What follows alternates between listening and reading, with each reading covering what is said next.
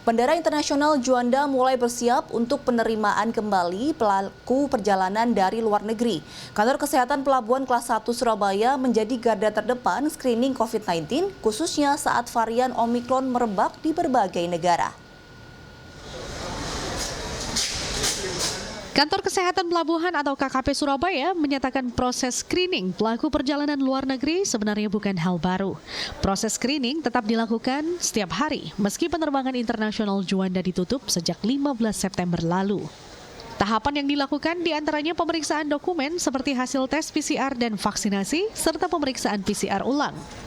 Screening juga mencakup pemisahan pelaku perjalanan luar negeri. Apakah termasuk kategori WNI yang berhak menerima fasilitas karantina negara seperti pekerja migran Indonesia atau pelajar mahasiswa atau ASN maupun TNI Polri yang melakukan tugas luar negeri. Sementara terkait varian baru Omikron, pelaku perjalanan luar negeri tidak hanya menjalani tes PCR.